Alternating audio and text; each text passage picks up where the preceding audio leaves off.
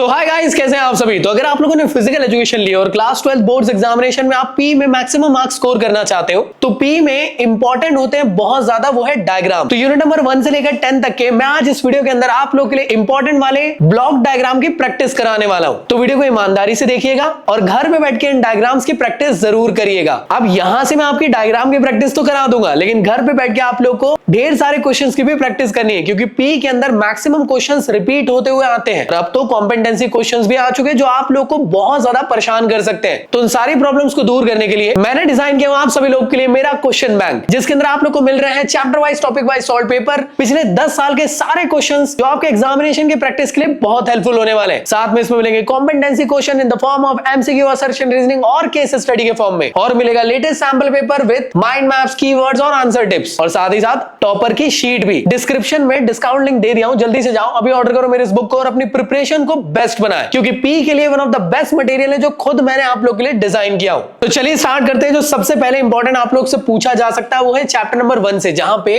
किस तरीके से कमिटीज बनती है। तो ये इंपॉर्टेंट ब्लॉक डायग्राम आप लोग के लिए रहने वाला है, जहां पे आप लोग को सबसे पहले ऑर्गेनाइजिंग कमेटी नाम से एक टॉपिक लिखना है, जिसमें आपको बताना है कि उसका होता है सबसे पहले एडमिनिस्ट्रेटिव डायरेक्टर, फिर होते हैं एग्जीक्यूटिव कमेटी, फिर होते हैं ऑर्गेनाइजिंग कमेटी। अगर आप चाहो ना तो ये भी लिख सकते हो कि सबसे पहले ऊपर डायरेक्टर का नाम लिख दो और उसके बाद आप डाल सकते हो कि डायरेक्टर जो है वो ऑर्गेनाइजिंग कमेटी बनाएगा, और ऑर्गेनाइजिंग कमेटी डिफरेंट टाइप की सब कमिटीज फॉर्म करेगी जो ऑर्गेनाइजेशन के टाइम पे काम आने वाली है। अभी कौन कौन सी कमेटी होगी, तो जैसे आप लोगों ने चैप्टर नंबर 1 का जो वीडियो देखे होंगे हमारे मकसद सीरीज का, उसमें पढ़ ही लिए होंगे। डिफरेंट टाइप की कमेटी होती है। तो आप पहला डाल सकते हो प्रोग्राम कमेटी, दूसरा डाल सकते हो फाइनेंस कमेटी, तीसरा डाल सकते हो decoration and cleanliness committee, welcome committee, registration committee, boarding and lodging committee, ground and equipment committee, committee for sitting arrangement, discipline committee, prize award committee, first aid committee, technician committee, announcement committee. आप चाहो तो जो आप चाहो वैसा लिख सकते हो, बस याद रखिएगा सबसे पहले आप लोग को एडमिनिस्ट्रेटिंग डायरेक्टर लिखना है। एग्जीक्यूटिव कमेटी याद नहीं रही तो कोई बात नहीं, लेकिन ऑर्गेनाइजिंग जरूर लिखिएगा। उसके बाद डिफरेंट आप लोग कमेटीज के नाम बनाइएगा और अपने अकॉर्डिंग जो लगे आप लोग लिख सकते हैं एरोस देकर। ये काफी ज्यादा इंपॉर्टेंट हो जाता है जब कमेटी वाला क्वेश्चन पूछता है, तो याद रखिएगा डायरेक्ट हर कमेटी के बारे में लिखने से अच्छा पेजेस को भरने के लिए ये ब्लॉक डायग्राम जरूर बनाइएगा। दोस्तों इसके बाद एक और काफी इंपॉर्टेंट टॉपिक निकल के आता है, वो है नॉक नी और बो लैग किस तरीके से बनते हैं। तो नॉर्मल लेग्स जो है कुछ इस तरीके से आप लोग को देखने को मिलते हैं, लेकिन बो लैग और नॉक नी के अंदर केस अलग है। याद करो नॉक नी के अंदर नीज एक दूसरे को टच करने लग जाते थे, इसलिए हम लोग को डायग्राम में भी ऐसा बताना है कि नीज एक दूसरे को टच कर रहे हैं। अगर अब नॉक नी और बो लैग समझाना है तो आप लोग नॉर्मल पैर ऐसे पहले बना देना कि भाई ये नॉर्मल पैर है आप लोग के, स्टिक डायग्राम के फॉर्म में बना रहे हो कोई दिक्कत नहीं। आप लोग इसका नॉक नी कुछ इस तरीके से बता सकते हो कि जहां पे नीज एक दूसरे से टच हो रहे हैं कुछ इस तरीके से, ये क्या हो गया आप लोग का नॉक नी। थोड़ा सा और अच्छा दिखाने के लिए आप लोग ये शूज के फॉर्म में इसको बना देना। और बो लैग में दोस्तों क्या होता था, नीज एक दूसरे से दूर दूर रहती थी, तो कुछ इस तरीके से आप लोग बता देना। साथ ही साथ आप ये भी मेंशन कर देना कि नीज एक दूसरे को यहाँ पे दोस्तों टच कर रही है, और ऐसा समझाना कि नीज है और यहाँ पे बेसिकली क्या हो रहा है, नीज एक दूसरे से दूर दूर हो रही है। तो ये दोस्तों हो जाएगा बो लैग की कंडीशन, और ये हो जाएगी आप लोग की नॉक नी की कंडीशन। आई होप मेरे ख्याल से समझ में आ रहा है। और एक नॉर्मल पैर भी बना देना। ये स्टिक डायग्राम है जो एग्जामिनेशन में एक्सेप्टेबल है। इसके बाद एग्जामिनेशन में आपसे पूछा जा सकता है फ्लैट फिट बताइए कैसा होता है। तो दोस्तों जब भी आप नॉर्मल पैर बनाओगे तो कुछ इस तरीके से बनाना कि हल्का सा कर्वेचर दे देना कुछ इस तरीके से, जैसे यहाँ पे आप लोग को दिख रहा है। लेकिन बो लैग में दोस्तों क्या होता था, तो बो लैग में आप लोग के जो पैर है वो नीचे से चिपका हुआ रहता था, और आपको ऐसा मेंशन करना है कि ये फ्लैट एरिया है, जिसको ये समझाना है कि ये फ्लैट फिट वाला प्रॉब्लम है। अब अगला है दोस्तों कि आखिर राउंड शोल्डर क्या होता है और कैसे इसको बनाना है। तो आप लोग को एक नॉर्मल इंसान बनाना है कुछ इस तरीके से। राउंड शोल्डर में बस आप लोग को शोल्डर को आगे की तरफ खसकाते हुए आप लोग को दिखा देना है। एग्जांपल के तौर पे आप कुछ इस तरीके से बना सकते हो कि एक नॉर्मल सा इंसान है, साइड व्यू बता दीजिएगा उसका कुछ इस तरीके से। ये इंसान आप लोग को कुछ ऐसा दिखाई दे रहा है और समझ लो कि ये नॉर्मल है, और जिसको राउंड शोल्डर वाला प्रॉब्लम है वो आगे की तरफ झुक जाता था, याद करो। तो कुछ इस तरीके से आप लोग को राउंड शोल्डर वाला दिखेगा आदमी। तो यहाँ पे ये बताइएगा कि आपकी जो स्पाइन है यहाँ पे सीधी है, स्ट्रेट एंड नॉर्मल है, लेकिन यहाँ पे जो आपकी स्पाइन है वो आगे की तरफ बेंड हो चुकी है। तो आप लोग ऐसे बता सकते हो। यहाँ पे हाथ ऐसे बना देना कि लेट्स से यहाँ हाथ है और हाथ यहाँ पे ऐसे झुके हुए रहेंगे, मतलब ऐसा रहेगा ना आदमी। अगला आप लोग बता सकते हो स्पाइनल कर्वेचर, जो काफी ज्यादा इंपॉर्टेंट है दोस्तों। स्पाइनल कर्वेचर में सबसे बेस्ट एग्जांपल आप लोग को मैं समझा रहा हूं। सबसे पहले तो आप लोग एक नॉर्मल इस तरीके का बॉडी स्ट्रक्चर बना दोगे। इसको आप लोग नॉर्मली ऐसा भी बना सकते हो, कोई दिक्कत नहीं है। स्टिक डायग्राम के फॉर्म में बनाना है। दूसरा है आप लोग का स्कॉलियोसिस, जो आपको समझाना है। स्कॉलियोसिस में होता क्या था, आप लोग आगे की तरफ खसक जाते थे, तो आपको बॉडी को बस ऐसे झुकी हुई बताते हुए चलना है, कुछ इस तरीके से ऐसे बता देना, और ये बताना कि ये बॉडी आगे की तरफ स्पाइन ट्विस्ट हो गई है, फॉरवर्ड कर्वेचर, जिसको हम लोग कहते हैं काइफोसिस। स्टिक डायग्राम एक्सेप्टेबल है। अब बात करते हैं लॉर्डोसिस की। तो लॉर्डोसिस में बेसिकली होता क्या था, तो जो आपका लंबर रीजन था वो अंदर खसक जाता था। तो उसके लिए आप लोग क्या कर सकते हो, नॉर्मल से एक डायग्राम बनाओ और स्पाइन आगे खसका दो। अब ये बताना जरूरी है कि इंसान सीधा है या उल्टा, तो उसके लिए आंख बना दीजिएगा आप लोग, जिससे कि समझ में आ जाए ये इंसान ऐसा है। और ये बता देना कि ये वाला जो एरिया है आगे खसक चुका है, इसे हम लोग कहते हैं लॉर्डोसिस। लॉर्डोसिस है ना, ज्यादा दिमाग में मत सोचा करो इस वर्ड। अगला है दोस्तों स्कोलिसिस। तो इसका बैक वाला आप लोग एरिया दिखाइएगा हमेशा कुछ इस तरीके से और स्पाइन को ऐसा ट्विस्ट कर देना, खत्म कहानी। ये बन गया आपका स्कोलिसिस। और बैक वाला एरिया आप लोग दिखा रहे हो, इन दोनों का साइड व्यू दिखाएंगे, नॉर्मल का आप लोग बैक व्यू और स्कोलिसिस का भी बैक व्यू बताएंगे कुछ इस फॉर्म में। दोस्तों जो इस चैप्टर के अंदर आप लोग को एक और इंपॉर्टेंट टॉपिक मिलेगा वो है कि आखिर फीमेल एथलीट ट्राइड क्या होता है। तो इस पे अगर आपको क्वेश्चन आता है प्रॉपर लिखने को कहे तो पॉइंट में मत लिखिएगा, एक ब्लॉक डायग्राम ऐसा बनाइएगा, बताइएगा कि फीमेल एथलीट ट्राइड में 3 चीज होती है। एक होती है ऑस्टियोफ्रोसिस, दूसरा होता है दोस्तों एमेनोरा, तीसरा होता है ईटिंग डिसऑर्डर, जिसके अंदर भी आपको 2 देखने को मिलते हैं। पहला होता है एनोरेक्सिया नर्वोसा, दूसरा होता है बुलिमिया नर्वोसा। तो मेरे ख्याल से तुम लोग को यहां तक ये सारी चीजें क्लियर है। अभी जो हम लोगों ने थोड़ी देर पहले समझे फीमेल एथलीट ट्राइड, उसके अंदर एक टॉपिक है जो है ऑस्टियोफ्रोसिस। इसका डायग्राम आपको जरूर बना के आना एग्जामिनेशन में। पी में जितने ज्यादा जहां जहां पे डायग्राम बन सके बनाने की कोशिश करें। अगर आप लोग ध्यान दो तो कुछ इस तरीके की एक नॉर्मल हड्डी आप लोग को बना लेनी है, ऐसा आप लोग एक हड्डी बना लेना और हल्का हल्का इस तरीके से आप लोग को स्ट्रक्चर बोन का दिखाना रहता है। ये है नॉर्मल बोन। ऑस्टियोप्रोसिस एक ऐसी कंडीशन होती थी जहां पे बोन की डेंसिटी कम हो जाती थी। तो आपको क्या करना है, कुछ इस तरीके से बोन लेना है और इसमें आप लोग को बड़े बड़े बड़े बड़े इस तरीके से ग्रेनी लाइक स्ट्रक्चर या हनीकॉम लाइक स्ट्रक्चर दिखाने की कोशिश करना है, जिससे हमें ये समझ में आएगा कि इस बोन की जो डेंसिटी है वो कम हो गई। तो ऑस्टियोप्रोसिस आप लोग ऐसे भी डिनोट कर सकते हैं। इसके बाद दोस्तों जो अगले चैप्टर में आप लोग को एक इंपॉर्टेंट टॉपिक देखने को मिलने वाला है वो है आप लोग का कि आखिर ये तीनों के तीनों कॉम्पिटिटिव इवेंट कौन से हैं फॉर डिसेबल बंदों के लिए। आप बोलोगे भैया वो योगा वाला चैप्टर रह गया, उससे कुछ नहीं था क्या, वो आखिरी में देखेंगे। तो 4th यूनिट से ये तीनों के डायग्राम बनाना आपको आना चाहिए। सबसे पहले आप लोग देख रहे हो स्पेशल ओलंपिक, जहां पे एक इंसान है जो कि इस तरीके से बना हुआ है, कुछ ऐसे आप लोग बना सकते हो। एक इस तरीके से ऐसे बनाइए, फिर 3 हाथ दीजिए, फिर ऐसा सीधा कर लीजिए, फिर 3 हाथ दीजिए, फिर ऐसे कर लीजिए। ऐसे करके फिर आप लोग को इधर भी ऐसे ही बनाना है, कुछ ऐसे करके, ठीक है। फिर यहाँ पे सेम ऐसे ही इधर लेना है, ऐसे करना है, ठीक है। फिर सेम इस तरीके से,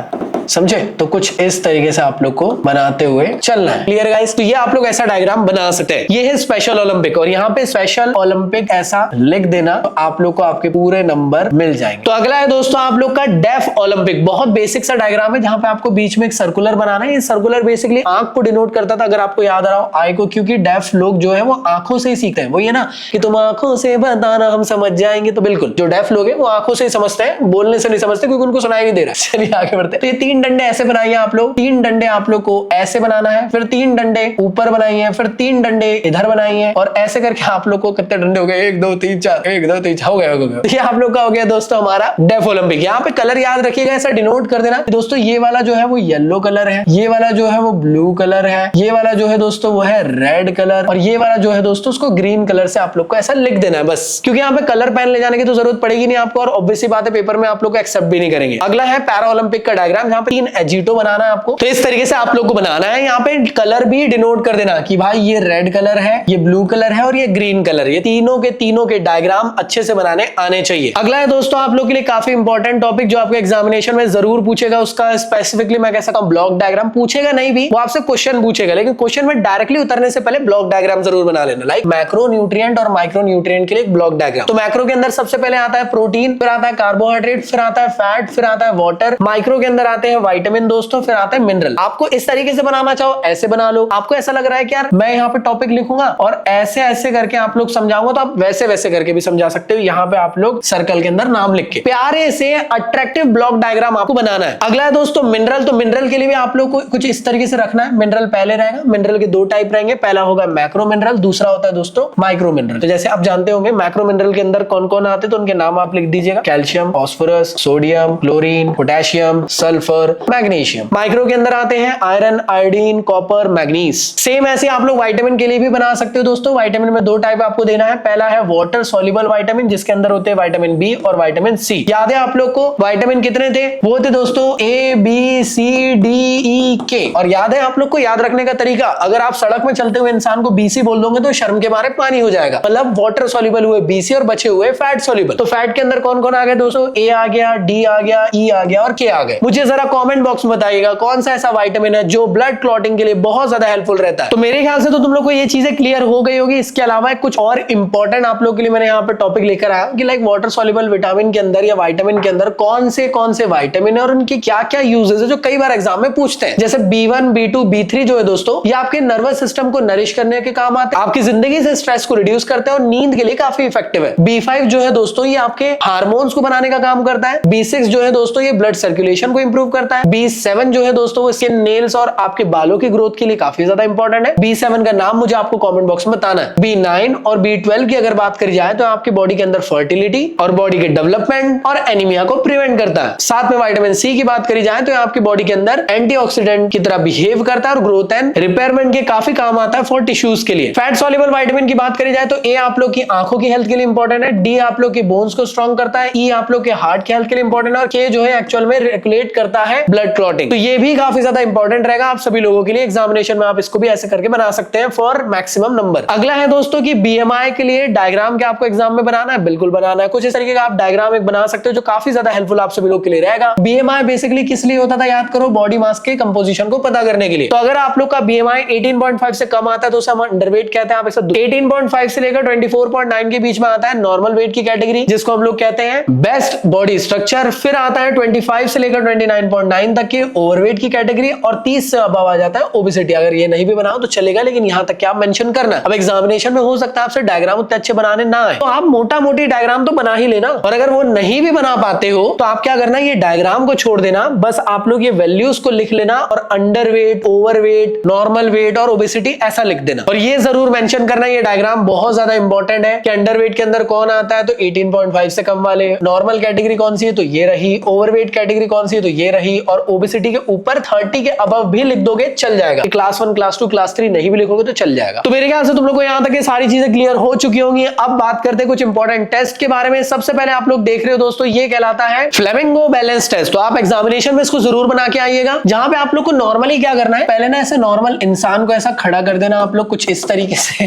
कैसा लकड़ी टाइप का आदमी है, तो इसको आप लोग को खड़े कर देना कुछ ऐसे, और इसका साइड व्यू देखो। एक पैर इसका नीचे रहेगा, दूसरा पैर ऐसा फोल्ड रहेगा और वाले हाथ से पकड़ा रहेगा और सामने एक हाथ रहेगा बस। तो कुछ इस तरीके से आप लोग को इसको बनाना है। इसे कहेंगे flamingo balance test. Stick diagram important है, एग्जाम में आएंगे तो टेंशन ना लो। दूसरा है दोस्तों प्लेट टैपिंग मेथड। इसको भी आपको एग्जामिनेशन में बनाना है। करना क्या है बेसिकली, यहाँ पे एक सर्कुलर प्लेट के रेक्टेंगुलर प्लेट रखना है, यहाँ पे आप लोग को सर्कुलर प्लेट रखना है। ये आप लोग का बेंच हो गया जहाँ पे ये सारी कहानी वानी रखी हुई है, और यहाँ पे आप लोग को एक इंसान को रख देना कुछ इस तरीके से, जिसका एक हाथ यहाँ पे ऐसा रहेगा, ठीक है, और दूसरा हाथ यहाँ रहेगा। तो आप ऐसे बता सकते हो कि ये वाला हाथ अब थोड़ी देर में इधर आने वाला है, फिर इधर जाने वाला है, ठीक है, तो रोटेट करते हुए चलेगा। तो बस अपने अकॉर्डिंग आप लोग प्लेट टैपिंग मेथड को स्टिक डायग्राम के पॉइंट ऑफ व्यू से बना सकते हैं। पूरे नंबर आपको मिल जाएंगे, परेशान मत होइए। इसके अलावा जैसे और टेस्ट है आप लोग जानते होंगे, वो है 50 मीटर का स्पीड टेस्ट। इसमें आप लोग बेसिकली क्या कर सकते हो, एक इंसान को ऐसे दिखा देना कि ये इंसान है जो दौड़ने वाला है 50 मीटर के ट्रैक में, तो ऐसे करके बता देना कि ये ट्रैक है और उसमें दौड़ेगा, खत्म कहानी। 600 मीटर के रन के लिए क्या करना है आप लोग को, एक इस तरीके का एक 600 मीटर का ट्रैक बनाना है। ये बताना है कि ये स्टार्टिंग पॉइंट है और फिर यहाँ से घूम कर आदमी आएगा, ये 600 मीटर का ट्रैक रहने वाला है, खत्म कहानी। लगे तो एक इंसान यहाँ पे आप लोग ऐसा बना देना कि हाँ बताते हुए कि ये भागने वाला है। अगला है दोस्तों वो है सिट एंड रीच टेस्ट। आखिर ये क्या होता है, तो सिट एंड रीच टेस्ट के लिए आप लोग क्या कर सकते हो दोस्तों, सबसे पहले एक सिट एंड रीच बॉक्स कुछ इस तरीके से आप लोग बना दो। फिर एक इंसान को आप लोग को यहाँ पे ऐसा बनाना है जिसके पैर एकदम सीधे रहेंगे, यहाँ पे ये उसकी मुंडी हो गई और दोनों हाथ इसके आगे होते हुए जाएंगे कुछ इस तरीके से, और बस हो गया, खत्म कहानी। आपको बता देना कि यहाँ पे एक स्केल लगी हुई है जिससे कि मेजरमेंट आपको होने वाला है, और बता देना ये सिट एंड रीच बेंच है, और ये भी बता देना कि यहाँ पे नीज आपको फोल्ड नहीं करनी। सेम अगला है दोस्तों पार्शियल कर्ल अप टेस्ट। इसको भी जरूर बना के आइएगा। नॉर्मली एक इंसान को पहले ऐसे लेटा दीजिए घुटने मोड़कर, ये कुछ ऐसे लेटा हुआ, वाह क्या मजे ले रहा है क्या। अब ये क्या करने वाला है, पार्शियल कर्ल अप, तो ये ऊपर जाएगा, तो आप लोग को इसके घुटने तो ऐसे टेक देना है, लेकिन बॉडी जो है वो ऐसी आ जाएगी। अब इसकी तो आप दोनों हाथों को सामने भी ला सकते हो अगर चाहो तो, या क्रॉस रख के भी ला सकते हो। और अब ये बताना कि नीचे ले जाना है, तो 1.5 सेकंड में ऊपर, 1.5 सेकंड में नीचे, तो 3 सेकंड में कंप्लीट पार्शियल कर्ल अप करना रहता है। अगला है दोस्तों पुशअप्स। तो पुशअप्स के लिए भी आप लड़कों के लिए कुछ इस तरीके का आप डायग्राम बना सकते हो, जहां पे पहले ऐसे रख दो, फिर उसके बाद 90 डिग्री में हाथों को बेंड करना है, इसलिए फिर आप लोग बॉडी स्ट्रक्चर ऐसे दिखा दीजिए, खत्म कहानी। तो ये आपका पुशअप्स हो गया। आप बोलोगे क्या खतरनाक डायग्राम बना रहे हो भैया, शर्म नहीं आती, लेकिन क्या करें, एक्सेप्टेबल है, टेंशन ना ले। ये है आप लोग का मॉडिफाइड पुशअप जिसको लड़कियों के लिए बनाया गया है। तो लड़कियों के लिए नॉर्मल पहले आप लोग ऐसे रखना, लेकिन जिसमें घुटने टेकाना है, ठीक है, तो घुटने टेकाना है तो ऐसे रखिएगा, ठीक है। जैसे ये बताइएगा जो पैर है वो ऐसे टिके हुए। अब पुशअप्स करना है तो 90 डिग्री का एंगल बनाइए, मुंडी लीजिए, घुटने टिकाइए, पैर ऊपर करिए, और ये दूसरा हाथ हो गया। अब लड़की है तो भाई उसके लिए आप लोग बालों को लंबे रख दीजिए, जिससे बताने के लिए कि हाँ भाई ये लड़की के लिए हो रहा है, ठीक है मेरे भाई लोग। तो कुछ इस तरीके से आप लोग बना सकते हो मॉडिफाइड पुशअप्स। अगला है दोस्तों हार्वर्ड स्टेप टेस्ट के लिए डायग्राम, काफी इंपॉर्टेंट है ये। इसमें आप लोग अगर ना चाहते हो इतना सारा बनाना तो आप एक नॉर्मल से ऐसे एक बेंच बना दो, जहां पे एक इंसान को आप लोगों ने ऐसे खड़े कर दिया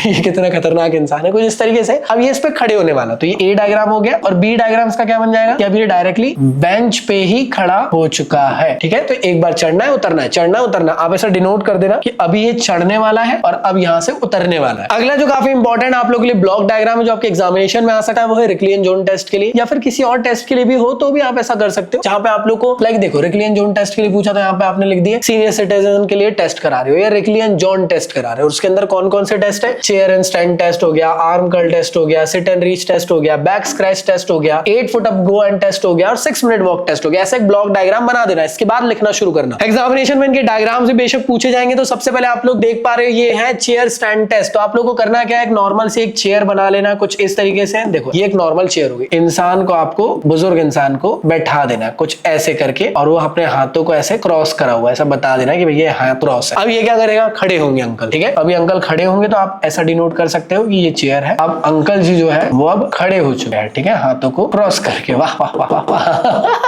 तो आप लोग ऐसे भी, मैं जानता हूं मुझसे आप लाख गुना अच्छे डायग्राम बनाओगे स्टिक डायग्राम के फॉर्म में। बस मैं बता रहा हूं कि अगर आपने मेरे जैसे बतर डायग्राम भी बना ली तो आपको नंबर मिल रहे हैं। इससे आपको ये समझाना है कि अब ये बैठा हुआ है इंसान, अब ये खड़ा हो चुका है। तो चेयर सिट एंड रीच में यही तो होता था, लोअर बॉडी की फ्लेक्सिबिलिटी पता होती थी। अगला है आर्म कर्ल टेस्ट, जिसमें आप लोग को करना क्या है, एक अंकल के लिए पहले चेयर बना लेनी है। लेट्स से ये चेयर आप लोग की बन गई। इसमें आप लोग को एक बुजुर्ग इंसान को बैठा देना है कुछ इस तरीके से, और एक हाथ में डंबल रख देना है और बताना है कि जो डंबल है इसको कर्ल करना है आपको, ठीक है। मतलब इस तरीके से बाइसेप कर्ल के फॉर्म में आपको करना है, खत्म कहानी। अगला है दोस्तों आप लोग का बैक स्क्रैच टेस्ट। ये वो बुजुर्ग इंसान है, ठीक है, ये उनके हाथ हो गए, एक हाथ ये रहा और दूसरा हाथ ये रहा और ये पीछे कर क्या रहे हैं, हाथों को इस तरीके से पकड़ने की कोशिश कर रहे हैं। अब यहाँ पे एक भैया रहेंगे जिनका काम क्या है, जो टेप लेकर खड़े हुए, टेप मतलब मेजरिंग टेप, ठीक है, ये रहा मेजरिंग टेप जिससे वो मेजर करने वाला। तो ऐसे करके आप बता सकते हो कि हाँ ये मेजरिंग कर रहे हैं, ये सीधे मुंह खड़े हुए हैं और ये उल्टे मुंह खड़े हुए, इसलिए यहाँ पे इनके बाल दिख रहे हैं आपको, ठीक है। ये फ्लेक्सिबिलिटी को चेक करने का टेस्ट। तो इसके लिए आप लोग को करना क्या है दोस्तों, बहुत ही बेसिक है। एक नॉर्मल से आप लोग चेयर बना लीजिए कुछ इस तरीके से साइड व्यू के फॉर्म में। यहाँ पे एक इंसान को रखिए जो कुछ इस तरीके से बैठे हुए हैं और मुंडी इनकी ये रही और अपने हाथों को ये करीब लाने की कोशिश कर रहे हैं, और बेसिकली यहाँ से यहाँ तक कि हम लोग इनका मेजरिंग करने वाले हैं, खत्म कहानी। अगला है foot up and go test. तो इसके लिए आप लोग को करना क्या है, यहाँ पे एक नॉर्मल सी चेयर बना लेनी है कुछ इस तरीके से, और एक इंसान को यहाँ पे आप लोग को खड़े कर देना है, यहाँ पे वो कोन को रख देना और ऐसा बताना कि यहाँ से मुड़कर ये इंसान वापस बैठने वाला है। लेकिन जब आप बनाओगे 6 मिनट वॉक टेस्ट के लिए, तो इसके लिए आप लोग को एक रेक्टेंगुलर शेप कुछ इस तरीके से बनाना है, यहां से लेकर यहां तक की 20 यार्ड रखिएगा दोस्तों, और ये वाली लेंथ इसकी 5 यार्ड रहेगी। आप ऐसा भी लिख सकते हो कि यहाँ 0 ये 5 यार्ड हो गया, 10 यार्ड हो गया, 15 यार्ड हो गया, 20 हो गया, फिर यहाँ से 25, 30, 35, 40, 45 और यहाँ से 50। बस इसके बाद आपको यहाँ पे स्टार्टिंग पॉइंट लिख देना है, और यहाँ पे चाहो तो एक नॉर्मल सा इंसान ऐसे बना सकते हो जो कि मूव करने वाले आगे की तरफ। बस खत्म कहानी। इन सब के अलावा अगले चैप्टर के अंदर आप लोग को मिलेंगे कुछ इंपॉर्टेंट टॉपिक जो है physiological factor determining the strength, flexibility, endurance, speed. तो सबके लिए अलग अलग बता सकते हो आप लोग, और अगर पूरा पूछ ले तो पूरा भी बता सकते हो। तो अगर स्ट्रेंथ के लिए पूछे तो आप लोग 3 या 4 जो पॉइंट्स आप लोग को याद है दोस्तों वो बता सकते हो, जो हम लोगों ने बुक के अंदर पढ़े, like weight of the body, size, muscle composition, nervous system. Same ऐसे स्पीड के लिए muscle composition, flexibility, explosive strength, mobility, reserve energy. या अगर आप लोगों ने फ्लेक्सिबिलिटी के लिए पढ़े हो तो एज फैक्टर हो गया, इंजरी हो गई, मसल स्ट्रेंथ हो गया, जॉइंट हो गया, 4 भी बता दोगे चल जाएगा। एंड्योरेंस के लिए एरोबिक कैपेसिटी, लैक्टिक एसिड वाला टॉपिक, मोबिलिटी वाला हो गया, और मसल कंपोजिशन। मान लेते physiological factor determining the physical fitness complete के लिए पूछे तो पहले इसको बॉक्स में लिख दो इस तरीके से। फिर ये बताओ पहले हम लोग निकालने वाले लेट से स्पीड के लिए, तो स्पीड के लिए है तो ऐसे स्पीड के 4 पॉइंट आप लोग यहाँ पे मेंशन कर सकते हो। फिर आप लोग यहाँ पे स्ट्रेंथ लिख दीजिएगा, तो स्ट्रेंथ में आप लोग ऐसा बता देना कि ये स्ट्रेंथ है, और स्ट्रेंथ के 4 पॉइंट आप लोग यहाँ पे मेंशन कर देना। फिर यहाँ पे आप लोग लिख सकते हो ऐसी फ्लेक्सिबिलिटी, फ्लेक्सिबिलिटी के 4 पॉइंट आप लोग यहाँ पे मेंशन कर दिएगा। और ऐसे एंड्योरेंस के लिए भी आप लोग को सेम ऐसे एक बॉक्स बनाना है और उसके 4 पॉइंट को आप लोग को यहाँ पे मेंशन कर देना। अगर ये 5 नंबर में आ रहा है तो जरूर ये पूरा बनाइएगा, साथ ही साथ एरो दे दीजिएगा कि इसके अंदर ये है, ये है, ये है और ये है। तो ऐसे करके आपको कंप्लीट चार्ट बनाना है जो आधे पेज में छाप दीजिएगा और इसके बारे में कंप्लीट एक्सप्लेन कर लेना। 5 नंबर पूरे मिल रहे हैं। नेक्स्ट दोस्तों एग्जामिनेशन में पूछा जा सकता है कि स्पोर्ट्स की इंजरी कौन कौन सी की होती है। तो बेसिकली दो टाइप की स्पोर्ट्स की इंजरी होती है। पहला होता है सॉफ्ट टिश्यू इंजरी, फिर होती है हार्ड टिश्यू इंजरी, इसको हम लोग बोन इंजरी या जॉइंट इंजरी कहते हैं। सॉफ्ट टिश्यू इंजरी के अंदर जो आप लोग सिलेबस के अंदर है, जो आपको एक्सप्लेन करना है, अगर 5 नंबर में आया तो पूरा छाप देना है। Abrasion, contusion, laceration, incision, sprain, strain. अगर बोन के अंदर आता तो बोन में 2 क्लासिफिकेशन करना, पहला करना फ्रैक्चर, दूसरा करना डिसलोकेशन ऑफ जॉइंट। यहाँ पे आपको अपने सिलेबस के अकॉर्डिंग जो आप लोग के फ्रैक्चर्स पढ़ना है, like green stick fracture, commutative fracture, transverse, oblique, impact, इन सबको लिख दीजिएगा। और इसके अलावा जब डिसलोकेशन की बात आए तो डिसलोकेशन में आप लोग नाम लिख सकते हो, लाइक हिप का डिसलोकेशन हो गया, रिस्ट का डिसलोकेशन हो गया, एल्बो का हो गया, जॉ का हो गया, और ऐसा करके एक बड़ा सा चार्ट आप बना सकते हो एग्जामिनेशन में। अगर सिर्फ और सिर्फ सॉफ्ट टिश्यू इंजरी के लिए पूछा तो सिर्फ इसका मेन टॉपिक डालना और ये नाम लिख देना इस तरीके से। आप लोग ऐसे फैला के भी लिख सकते हो। आप बोलोगे भैया ये सब बनाना जरूरी है, बेशक बनाना जरूरी है, एग्जामिनेशन में पूछा जाता है। अब ये है दोस्तों कंफ्यूजन। एग्जामिनेशन में कंफ्यूजन को कैसे दिखाएंगे, तो आपको क्या करना है, नॉर्मल से एक इंसान का हाथ बना देना और ऐसा बता देना कि यहाँ पे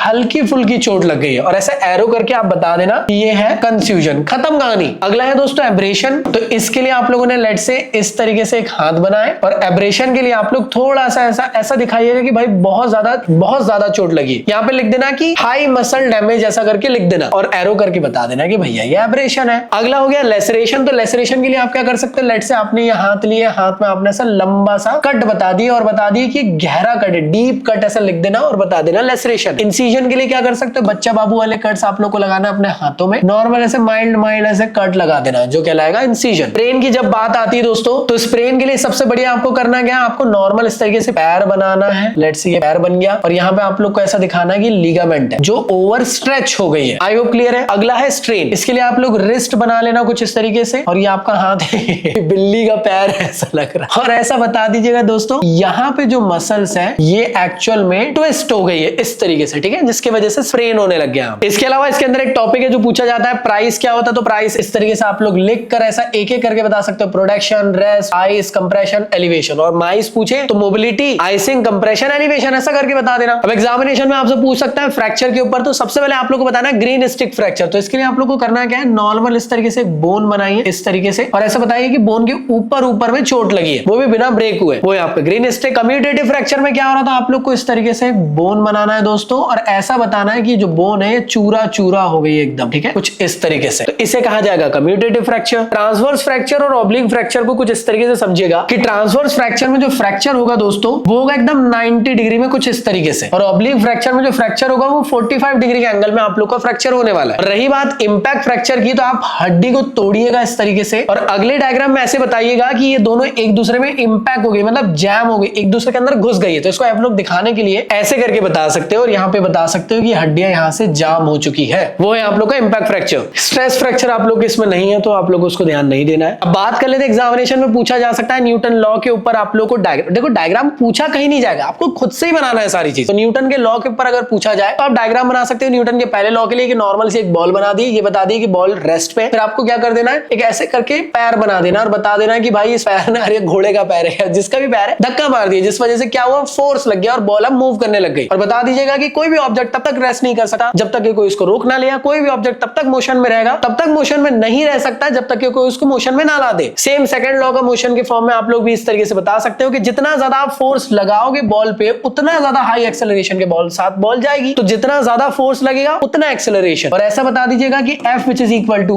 ma, या और करके लिख देना A which is equal to F by m। Second law को कौन से दूसरे नाम से जाना जाता है मुझे कमेंट बॉक्स में बताएं। न्यूटन के थर्ड लॉ के बारे में आप कुछ इस तरीके से एक्सप्लेन कर सकते हो कि ये एक किस्म की वॉल है, ठीक है, एक किस्म की वॉल है, और ये किस्म की बॉल है जिसको आप जिस फोर्स के साथ यहाँ फेंकोगे वो रिबाउंड होकर सेम फोर्स के साथ आएगी। तो ऐसा करके आप एक डायग्राम बना देना कि every action is equal and opposite reaction. Same चीज आप लीवर के लिए भी ऐसे ही कर सकते हो। लीवर के लिए हमेशा याद रखना ये तीन जो शुरू के डायग्राम है ये तो बनाना है। पहले फर्स्ट क्लास लीवर के लिए फल्क्रम बीच में रहता है लोड और एफर्ट के। सेकंड क्लास लीवर में फल्क्रम साइड में रहता है, बीच में होता है लोड, एफर्ट और फल्क्रम के। थर्ड क्लास लीवर में हमेशा याद रखिएगा बीच में होता है एफर्ट, लोड और फल्क्रम के। एग्जांपल के तौर पे आप दे सकते हो इसमें सीसॉ का एग्जांपल, यहाँ पे एक बच्चे को बैठाल देना इस तरीके से, यहाँ पे एक बच्चे को बैठाल देना। इसमें आप लोग काव्स का एग्जांपल दे सकते हो, कुछ इस तरीके से अपना काव्स रखिएगा, बताइएगा कि काव्स के बल अगर आप खड़े होंगे तो आपको सेकंड क्लास लीवर लगेगा। थर्ड क्लास लीवर में आप लोग ट्राइसेप्स एक्सटेंशन की डंबल के साथ एक्सरसाइज कर रहे हो, मान लीजिए आपके हाथ है कुछ इस तरीके से, ठीक है, और ये आपका गंदा डायग्राम बन रहा है, तो कुछ इस तरीके से आप लोग बना सकते हो कि इस तरीके से आप लोग उठा रहे हो, ठीक है ना। इन सब के अलावा आप लोग स्टैटिक इक्विलिब्रियम के लिए कुछ इस तरीके से एक सीसॉ का स्ट्रक्चर बना सकते हो। दोनों बता सकते हो कि दोनों 60 kg के हैं, ये भी 60 ये भी 60, जिस वजह से जो बॉडी कंप्लीटली बैलेंस हो गई। डायनामिक इक्विलिब्रियम के लिए आप लोग क्या करना है, एक नॉर्मल सा भागता हुआ इंसान बताना जो कि स्टैटिक फॉर्म में, मतलब सॉरी डायनामिक फॉर्म में भाग रहा है बिना वो भी डिसबैलेंस हुए। सेंटर ऑफ ग्रेविटी वाला एग्जामिनेशन में एग्जांपल जरूर दीजिएगा, ये एग्जाम में बहुत पूछा जाता है, पूछा नहीं भी जाता तो आपको खुद से तो बनाना ही बनाना है जिससे आपके आंसर राइटिंग बेटर हो। तो एक नॉर्मल इंसान को खड़े कर देना, बताना कि यहाँ पे उसका सेंटर ऑफ ग्रेविटी है। जैसे आप हाथ ऊपर करोगे तो सेंटर ऑफ ग्रेविटी ऊपर चल जाएगी, यहाँ पे आ जाएगी। जैसे आप नीचे झुक जाओगे सेंटर ऑफ ग्रेविटी नीचे चल जाएगी, यहाँ पे आ जाएगी। तो ये एग्जामिनेशन में जरूर बनाना। अगर फ्रिक्शन के बारे में पूछता है दोस्तों तो स्लाइडिंग फ्रिक्शन के लिए आप लोग एक नॉर्मल सा बॉक्स बना सकते हो। बताना है आप लोग को कि यहाँ से आपको फोर्स लगाया जा रहा है, लेकिन ये बॉडी उतना ही फ्रिक्शन इसके अपोजिट में लगा रही है in the form of static friction, जिसकी वजह से किसी भी टाइप का मोशन नहीं हो रहा है। स्लाइडिंग फ्रिक्शन में आप लोग यहाँ से फोर्स लगा रहे हो, ये नीचे का स्मूथ सरफेस है, फ्रिक्शन इसके अपोजिट में लगा रहा है जिसको हम कहते हैं स्लाइडिंग फ्रिक्शन, और ये बॉडी मूव कर रही है। तो स्लाइडिंग फ्रिक्शन में बॉडी मूव भी करती है, याद रखना। रोलिंग फ्रिक्शन में आप क्या कर रहे हो, रोलिंग टाइप का ऑब्जेक्ट है, चाहे वो बॉल हो सकता है, सिलेंडर लाइक स्ट्रक्चर हो सकता है, यहाँ से फोर्स लगा रहे हो, लेकिन रोलिंग के अपोजिट में भी आपको एक फ्रिक्शन लगेगा जिसको रोलिंग फ्रिक्शन कहेंगे। इसके अलावा आपको प्रोजेक्टाइल मोशन के ऊपर भी एक टॉपिक पूछ सकता है कि प्रोजेक्टाइल किसका बेस्ट होगा, क्या नहीं होगा, क्या होगा। तो आप लोग क्या करना है, नॉर्मल सी एक बॉल लेना है ऐसा, जिसको एक इंसान इस तरीके से थ्रो कर रहा है, ऐसा बताना आप लोग। और ये एक किस्म की बॉल है, बॉल को जितना ज्यादा हाई स्पीड में आपको पहुंचाना है। बॉल को आप अलग अलग एंगल पे ले जा सकते हो। अगर आप सीधे फेंक दोगे तो बॉल नीचे आ जाएगी, अगर आप सीधे जाओगे तो बॉल जल्दी से गिर जाएगी। अगर आपको ज्यादा डिस्टेंस कवर अप कराना है तो उसके लिए आपको 45 डिग्री का एंगल पे आप लोग को प्रोजेक्टाइल करना पड़ेगा, जिससे बॉल ज्यादा लंबी डिस्टेंस को कवर अप करे। तो 45 वाले एंगल पे बॉल सबसे बेस्ट डिस्टेंस को कवर अप करती है और वो रही ये। बाकी अगर सीधा भेज दोगे तो यहीं गिर जाएगी, और एकदम सीधे फेंक दोगे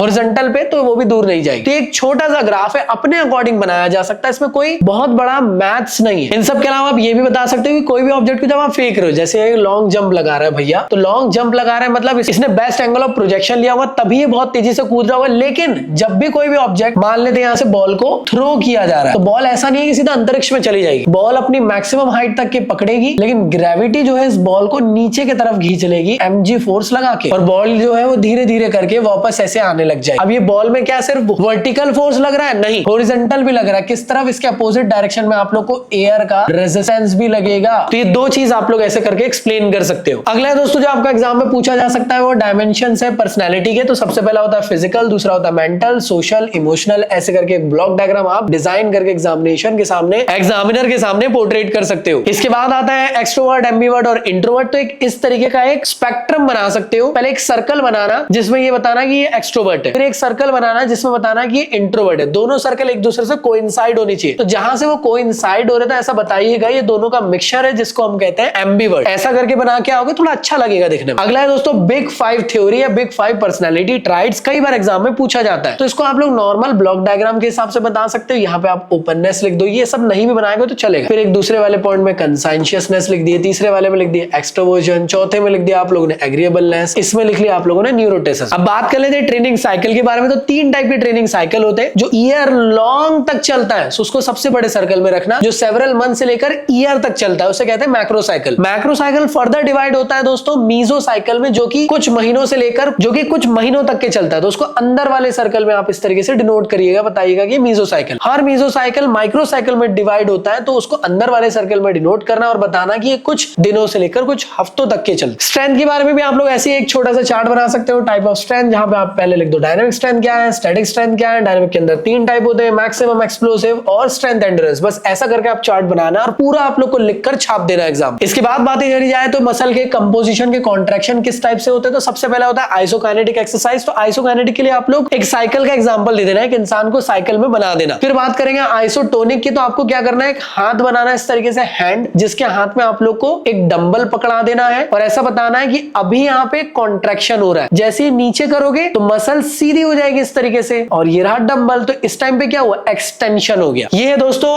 आइसोमेट्रिक एक्सरसाइज, जिसमें आप लोग को एक डंबल को ऐसे बस होल्ड करके रखते हुए दिखाना है। ये होल्ड करके, और यहाँ लिख देना ये डंबल होल्ड पोजीशन में। इससे होगा क्या, यहाँ पे मसल का टेंशन डेवलप होगा, ऐसा लिख देना कि मसल टेंशन डेवलप होगा, खत्म कहानी। एक्सप्लेन भी करिएगा, डायग्राम भी बना दीजिएगा, अच्छे नंबर मिलेंगे। एंड्योरेंस के बारे में अगर पूछा जाए तो एंड्योरेंस आप लोग ऐसा टाइप में लिखना है, और अलग अलग टाइप के एंड्योरेंस जो भी होते हैं आपको लिख देना है। Like according to the nature of the activity, basic endurance, general endurance, specific endurance, according to the duration of activity, speed endurance, short term endurance, mid term endurance या long term endurance. Fartlek training method के लिए जल्दी से जल्दी आपको एक प्यारा सा डायग्राम बनाना है। ये तो आप लोग एक नॉर्मल सा हो गया कि इनिशियल पोजीशन में फिर आपने कुछ एक्सरसाइज करी ये वो। इसकी जगह आप लोग प्यारा सा हमेशा से दुलारा वाला बना सकते हो, जैसे स्टार्टिंग पॉइंट है, ठीक है। फिर आप लोग अलग अलग अलग अलग जगहों से घूम के एंड पॉइंट पे आ रहे हो। इसमें आप लोगों ने यहाँ पे मान लेते हैं जॉगिंग करे, मान लेते हैं यहाँ पे आप लोगों ने रनिंग करे, वो भी स्लो वाली, ठीक है। फिर यहाँ पे आप लोगों ने क्या करे, फास्ट रन करना शुरू कर दिए। फिर आप लोगों ने यहाँ पे पुशअप्स कर लिए। फिर यहाँ पे आप लोगों ने फ्रॉग जंप करे। फिर आप लोगों ने यहाँ पे आके स्क्वाट्स कर लिए। फिर हो सकता है आप लोगों ने यहाँ पे स्प्रिंट करे। फिर हो सकता है किसी पेड़ में लटक के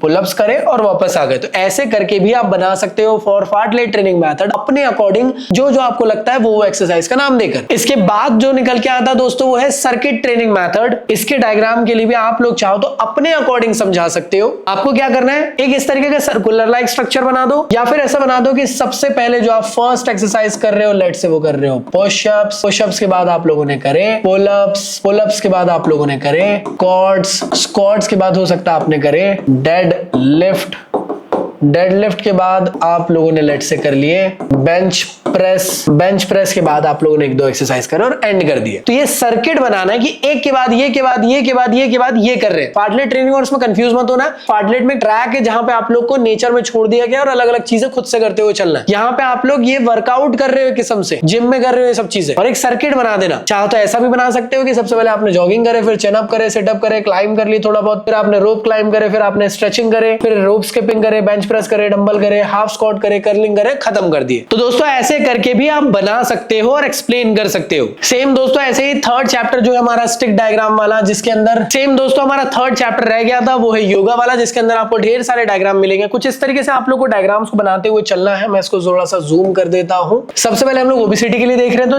ताड़ासन आप लोग कुछ इस फॉर्म में आप लोग बना सकते हो। कटी चक्रासन कुछ इस तरीके से स्टिक डायग्राम के फॉर्म में आप बना सकते हो। पवन मुक्तासन कुछ इस तरीके से पवन की मुक्ति के लिए बना सकते हो। ये रहा पश्चिमोत्तासन दोस्तों, ये रहा मत्स्य आसन और ये रहा हालासन। मैं जानता हूं बहुत ही खतरनाक दिख रहा है, लेकिन ऐसे बनाया जा सकता है। स्टिक डायग्राम के फॉर्म में आपको नंबर मिल जाएंगे। ये रहा अर्धमत्स्येंद्रासन दोस्तों, ये रहा धनुरासन, ये रहा उष्ट्रासन और ये रहा सूर्य भेदन प्राणायाम। जब आप ये बनाओगे तो ये साथ ही साथ आप ये भी एक छोटा सा हाथ ऐसा बना देना जो ये समझाने के लिए विष्णु मुद्रा है। फिर है दोस्तों डायबिटीज, तो डायबिटीज के अंदर आप लोगों को कटी चक्रासन देना है, तो सेम वैसे ही बनेगा। पवन मुक्तासन भी सेम ऐसे ही बनेगा। भुजंगासन कुछ इस फॉर्म में आप लोग को बनाना है। शालाभासन कुछ इस तरीके से बनाना है। उड़ते हुए परिंदा दिख रहा है, उड़ता मैं फिर हूं, कोई बात नहीं। ये क्या है दोस्तों, धनुरासन हो गया। ये है स्तूप वज्रासन दोस्तों। ये है पश्चिमोत्तासन जो इसके अंदर आएगा। अर्धमत्स्येंद्रासन, मेंढुकासन दोस्तों, गौमुखासन, योगा मुद्रा, उष्ट्रासन और आखिरी में आप लोग देख रहे हो ये है कपालभाति। जब आप बनाओगे तो ऐसे एरो दे देना कि इनहेल एक्सहेल आप कर रहे हो। दोस्तों अस्थमा की बात कर लेते हैं, तो अस्थमा के लिए ये रहा ताड़ासन, ये रहा